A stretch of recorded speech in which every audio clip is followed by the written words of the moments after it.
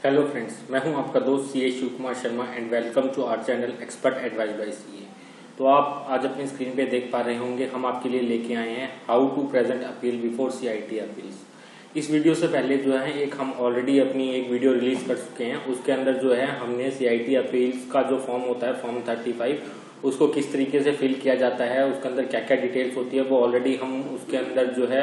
आपको बता चुके हैं। और अगर आपको फिर से वो वीडियो देखनी हो तो उसका जो लिंक है वो हम इसके डिस्क्रिप्शन में भी दे देंगे। आज हम बात करेंगे कि हमें प्रेजेंट करते टाइम किन किन बातों का और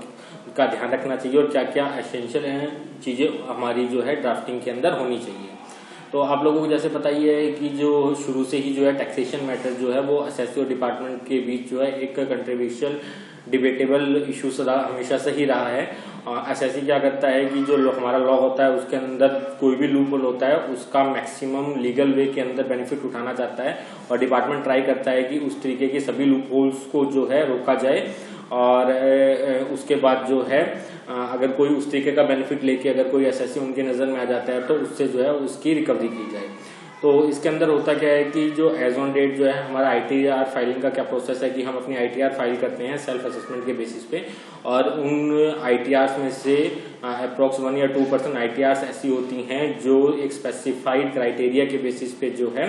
स्क्रूटनी के लिए जो है वो सिलेक्ट की जाती है। अगर आपका केस जो है वो स्क्रूटनी में आ जाता है तो आपको अपने एओ के सामने प्रेजेंट होकर, अब तो ऑनलाइन हो गया बल्कि प्रोसेस, अपने एओ को जो अपना केस रिप्रेजेंट करना होता है। और उस रिप्रेजेंटेशन के बाद भी काफी सारे ऐसे मैटर्स हमारे सामने आ जाते हैं कि जिसमें जो है हमारा ओपिनियन और हमारे असेसिंग ऑफिसर का ओपिनियन जो है वो सेम नहीं होता, और जिस वजह से जो है हमारा जो है वो डिमांड आ जाती है। तो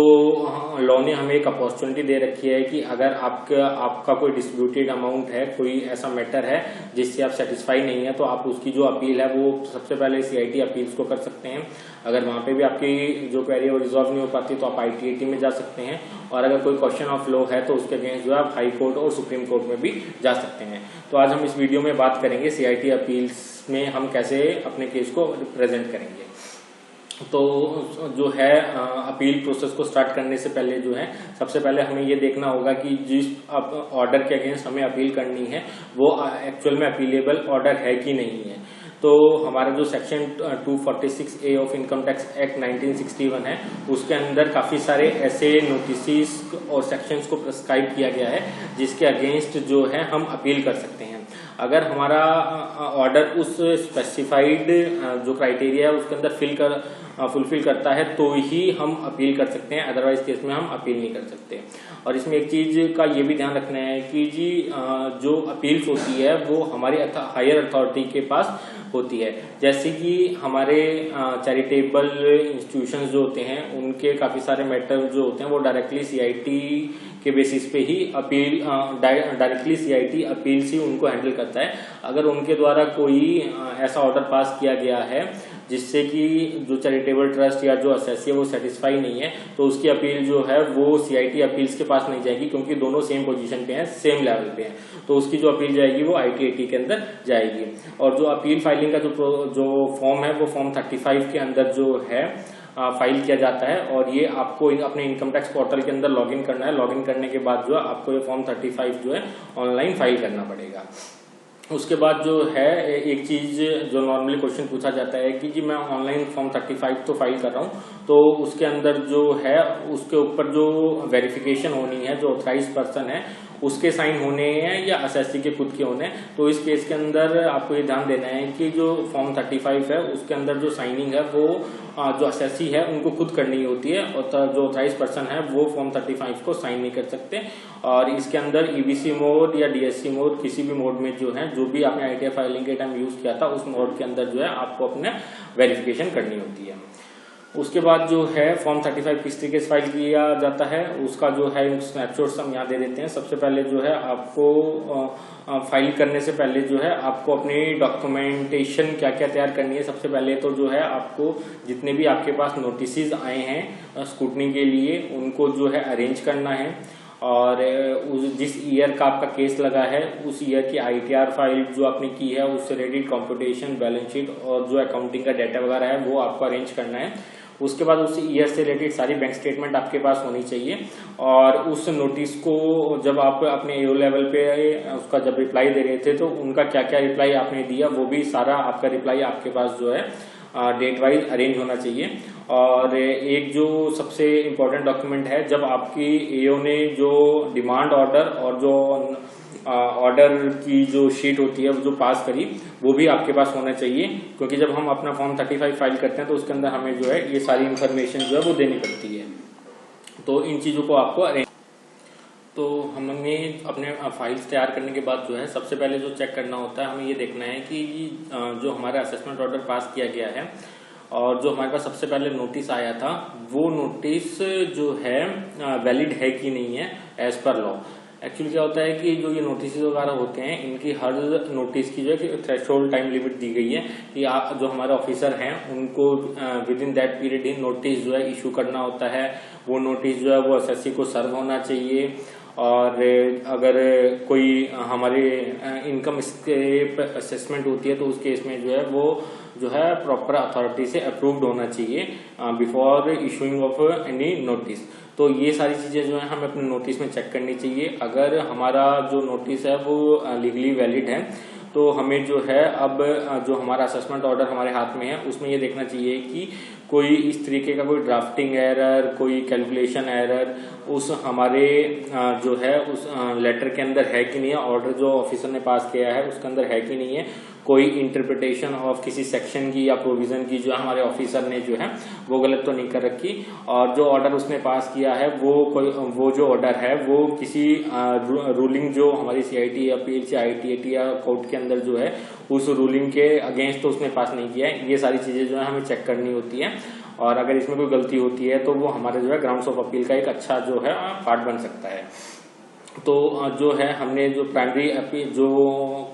हमने जैसे पीछे जो स्लाइड्स में देखा कि जो हमारी प्राइमरी जो डिटेल्स है वो हमने गैदर कर ली। गैदर करने के बाद जो है हमें फॉर्म 35 ऑनलाइन फाइल करना होता है, जिसके अंदर जो है बेसिक डिटेल्स होती है, एसएससी की name, address, mail ID, mobile number and ITR से रिलेटेड जो चीजें हैं वो सारी। और उसके अंदर जो है एक ऑप्शन, दो ऑप्शन दिए होते हैं, एक fact of the case and the grounds of the appeal. इसके अंदर जो है हमें जब हम ऑनलाइन फॉर्म 35 फाइल करते हैं तो उसके अंदर जो है दोनों ही ऑप्शंस को फिल करने के लिए 1000 कैरेक्टर्स के अंदर जो है हमें अपना रिप्लाई सबमिट करना होता है। तो हमारे फैक्ट्स ऑफ द केस और ग्राउंड्स ऑफ अपील अगर ज्यादा है तो हमें उसको समराइज फॉर्म में जो है उस फॉर्म के अंदर फिल करना होता है, और जब हमारी अपेयरेंस होगी सीआईटी अपील्स के सामने तो उस टाइम जो है हमें अपने केस को प्रॉपर डिटेल वे में उनके सामने प्रेजेंट करना होता है। उसके बाद जो देखेंगे तो preparation of facts of the case and grounds of the appeal in detail. इसके अंदर क्या होता है कि ये जो भी हमारा के डिस्प्यूटेड इशू है उसके अगेंस्ट जो है हमें अपने जो भी रेलिवेंट डॉक्यूमेंट्स होते हैं वो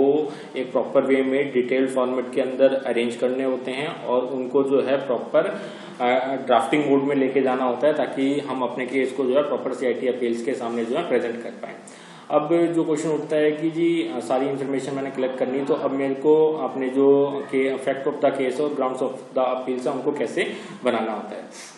एक्चुअली जो फैक्ट्स ऑफ द केस होते हैं उसके अंदर जो है ना एक तरीके से इंट्रोडक्शन पार्ट हो गया। इसमें जो है हमें हमारे केस के बारे में जो है एक ओवरव्यू सीआईटी अपील्स को देना होता है कि जी फर्स्ट डे से लेके जब तक केस का ऑर्डर पास हुआ उस टाइम तक कैसे कैसे हुआ, क्या क्या हुआ और क्या क्या हमारे जो है डिस्प्यूटेड मैटर है। और अगर हमने कोई जो है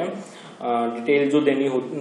डॉक्यूमेंट सबमिट करना था, तो वो डॉक्यूमेंट अगर हम सबमिट नहीं कर पाए हैं तो हमें अपने जो सीआईटी अपील्स है उनको एक अलग से लेटर देना होता है कि हम एडिशनल एविडेंस सबमिट करना चाहते हैं। और अगर हमारे सीआईटी अपील्स उस रिक्वेस्ट को एक्सेप्ट कर लेते हैं तो हमारे पास पावर आ जाती है एडिशनल डॉक्यूमेंट्स सबमिट करने की, जो हम अपने असेसिंग ऑफिसर को उस टाइम नहीं दे पाए थे।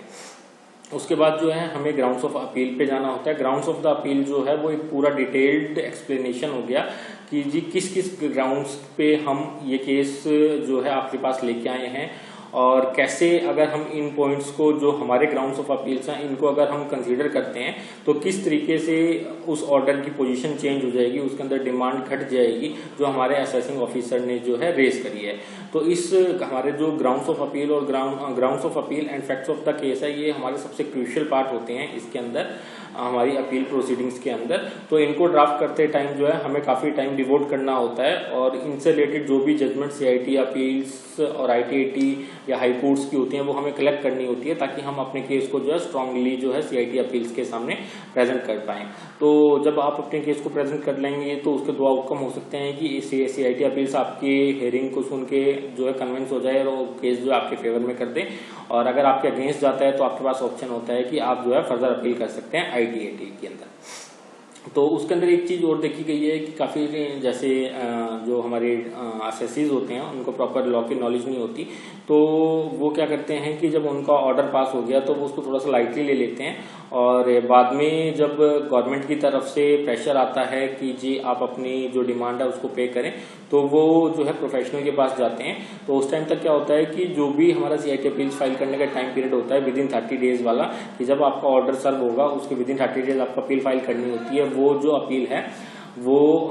पीरियड जो होता है वो हमारा एस्केप हो चुका होता है। तो इस केस में एक जो इन्फॉर्मेशन आपके लिए है वो ये है कि जी CIT अपील्स के पास जो है वो उस डिले को कंडोन करने की पावर होती है, लेकिन ये जो कंडोनेशन है वो सिर्फ उन्हीं केसेस के अंदर जो है CIT अपील्स एक्सेप्ट करते हैं जिसका कोई जेन्युइन ग्राउंड हो। मान के चलिए कि आपकी तबीयत खराब हो गई जब आपकी असेसमेंट हुई या जब आपका असेसमेंट ऑर्डर सर्व हुआ, उस टाइम आपकी तबीयत खराब हो गई, आप हॉस्पिटलाइज हो गए, तो आपका एक जेन्युइन रीजन है जो आप प्रूव कर सकते हैं कि जी जिस वजह से आप अपने केस को विदिन 30 डेज जो अप्लाई नहीं कर पाए, तो उस केस में जो है अगर वो सेटिस्फाई हो जाते हैं तो आपकी जो डिले है उसको कंडोन कर देते हैं और आपकी जो प्रोसीडिंग्स हैं उनको आगे के लिए कंटिन्यू कर देते हैं। तो आपने को देखा कि हमने इस छोटी सी वीडियो में कोशिश करी है कि आपको मोर से ज़्यादा इन्फॉर्मेशन दे पाएं, और अगर आपको हमारी ये वीडियो अच्छी लगी हो तो आप इस वीडियो को लाइक करें, शेयर करें और हमारे चैनल को सब्सक्राइब करें। सब्सक्राइब करने के साथ साथ जो है जो हमारा बेल का बटन है उसको हिट करें, ताकि जैसे ही हम नई कोई वीडियो डालें तो सबसे पहले नोटिफिकेशन आपके पास जाए। और इसके बाद भी अगर आपकी कोई क्वेरीज हैं तो आप हमें मेल कर सकते हैं या कमेंट कर सकते हैं, हमारी टीम कोशिश करेगी जल्दी से जल्दी आपको रिप्लाई करने की। Thank you very much.